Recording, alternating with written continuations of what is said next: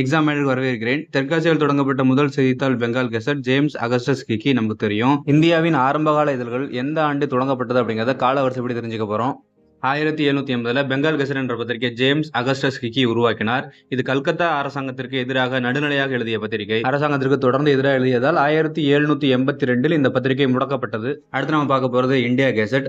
1780 Bengal gazette தொடங்கின அதே ஆண்டிலேயே தொடங்கப்பட்ட பத்திரிகை. தொடங்கியவர்கள் Peter Reed and Bernard Mason. ரொம்ப முக்கியமா தெரிஞ்சுக்க வேண்டியது, இந்த பத்திரிகை வங்காள அரசாங்கத்திற்கு ஆதரவாக வங்காள அரசாங்கத்தின் நிலைப்பாட்டை மக்களிடையே பரப்புவதற்கு தொடங்கப்பட்ட பத்திரிகை. ஒன் லைன்ல சொல்லணும்னா பெங்கால் கெசட்டுக்கு அகைன்ஸ்டா தொடங்கப்பட்டதுதான் இந்தியா கெசட். கல்கத்தா கெசட் 1784 ஆண்டு பிரான்சிஸ் கால்வின் அவர்களால் தொடங்கப்பட்டது.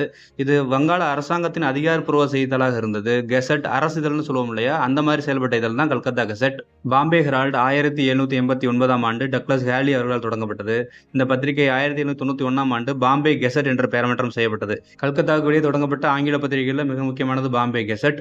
1790 வில்லியம் ஆஸ்பர்னர் அப்படிங்கிறவர் தொடங்கிய பாம்பே குரியர் என்ற பத்திரிகைக்கு எதிராக தொடங்கப்பட்டது தான் இந்த பாம்பே கெசட். பம்பாய் துறைமுக வணிக நடவடிக்கைகள், பருத்தி வர்த்தகம் போன்ற முக்கியமான வணிக தகவல்களுக்காக இந்த பத்திரிகை அதிக கவனம் செலுத்தியது. இப்போ கெசட் அப்படிங்கிற பேர் 4 கெசட் பார்த்தோம். அதை கால வரிசைப்படுத்தி நம்ம சொல்லியிருக்கிறோம். டிஎன்பிஎஸ்சி இந்த மாதிரி கேள்விகளை அடிக்கடி கேட்க ஆரம்பிச்சிட்டாங்க.